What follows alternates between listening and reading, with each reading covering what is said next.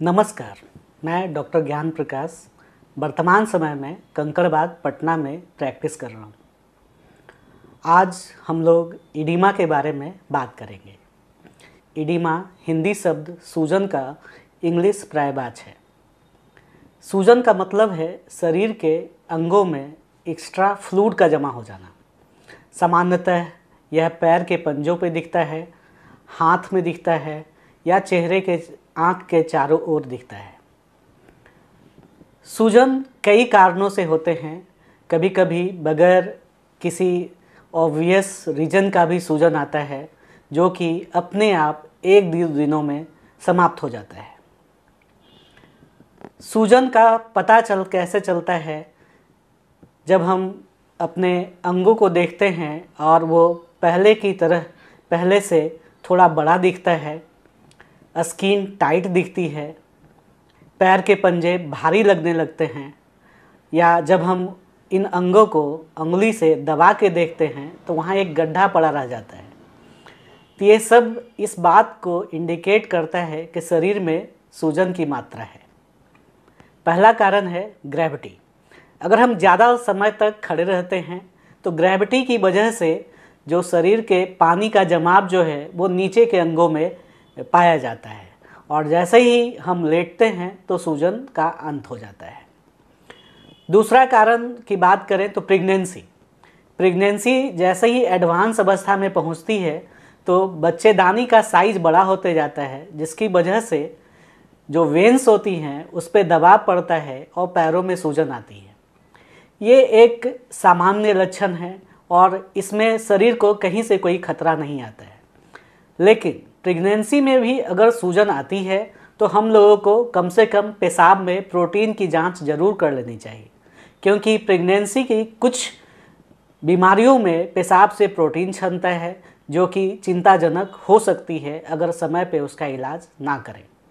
साथ ही साथ हार्ट की बीमारियों का भी प्रेगनेंसी में ध्यान रखना होता है।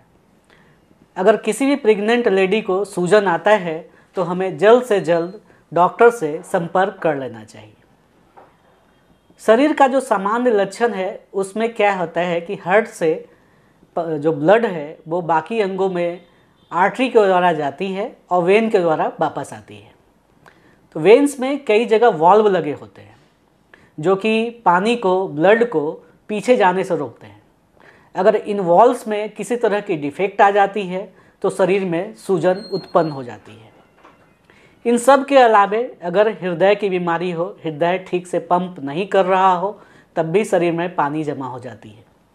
फेफड़े की कुछ बीमारियां होती हैं, अगर वो एडवांस अवस्था में पहुंचती है तो वो भी हार्ट के काम में दिक्कत करती है और शरीर में सूजन उत्पन्न करती है। किडनी एक शरीर से पानी और सॉल्ट का मैनेजमेंट का एक प्रमुख ऑर्गन है। अगर किडनी के काम में गड़बड़ी आती है तो शरीर में सूजन दिखती है। किडनी से अगर प्रोटीन ज़्यादा छनने लगती है एक सामान्य अवस्था से, तो उस कंडीशन में भी शरीर में सूजन आती है। अन्य बीमारियों की बात करें तो लीवर का बीमारी, जिसको हम लीवर सिरोसिस कहते हैं, तो उस अवस्था में भी शरीर में प्रोटीन की कमी आ जाती है और सूजन सामान्यतः पेट से शुरू होती है और धीरे धीरे वो शरीर के बाकी अंगों में भी फैल जाती है। इन सब के अलावे कुछ दवाइयाँ हैं जो बहुत ही कॉमनली हम लोग डे टू डे लाइफ में यूज कर रहे होते हैं, जैसे ब्लड प्रेशर के लिए एम्लोडिपिन दवाई, जो कि एक लार्ज पॉपुलेशन ले रही है, और कुछ लोगों में इन दवाई की वजह से भी सूजन आती है। अन्य कारणों में जो हम डे टू डे लाइफ में कुछ दवाई ले रहे होते हैं उसकी वजह से भी सूजन बहुत सामान्य है, जैसे ब्लड प्रेशर की दवाई एम्लोडिपिन, जिसकी वजह से भी कई लोगों में सूजन देखा गया है। इसके अलावा मानसिक रोग की कुछ दवाइयाँ या दर्द की कुछ दवाइयाँ, इन दवाइयों से भी सूजन आती है, और इस कंडीशन में एक चिकित्सक से सलाह लेकर के इन दवाइयों को चेंज करने के बाद सूजन जो है वो ऑटोमेटिकली समाप्त हो जाती है।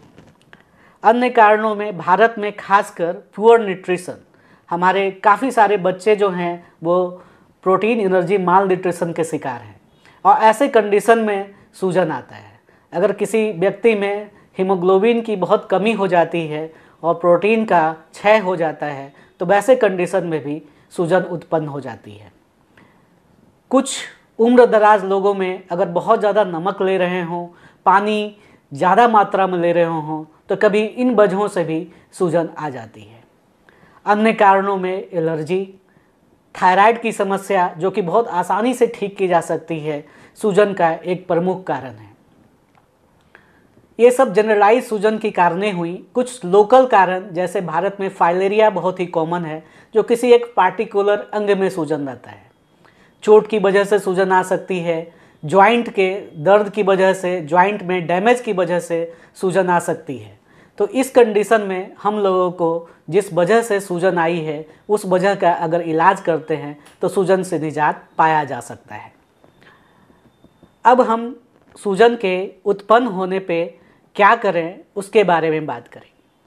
जैसे ही व्यक्ति को सूजन दिखाई देती है किसी भी अंग में, हमें तुरंत अपने नज़दीक के चिकित्सक से सलाह लेनी चाहिए कि ये दवाई के लायक है, जांच के लायक है, और उनको यथावत हम लोगों को फॉलो करना चाहिए। डे टू डे प्रैक्टिस में हम कुछ बदलाव ला सकते हैं कि जैसे एक जगह पे ज़्यादा देर तक खड़े ना रहें, ज़्यादा देर तक बैठे ना रहें, पैरों को मूव करते रहें। सोते समय पैरों के नीचे थोड़ा तकिया रख लें या कोई कपड़ा रख लें जिससे पैर थोड़ा ऊंचा हो जाए। नमक की मात्रा संयमित रखें, पानी की मात्रा संयमित रखें, जैसा कि चिकित्सक सलाह दे उसको हम लोग फॉलो करें। इन सब के अलावे सूजन का जो कारण है उसका इलाज बहुत ही ज़रूरी है। जैसे अगर हृदय की बीमारी है तो हृदय का इलाज, किडनी की बीमारी है तो किडनी की बीमारी का इलाज, लीवर की बीमारी का इलाज, फेफड़े की बीमारी का इलाज, इन अंगों का इलाज बहुत ही ज़रूरी है जिसके ज़रिए हम सूजन का निदान कर सकते हैं।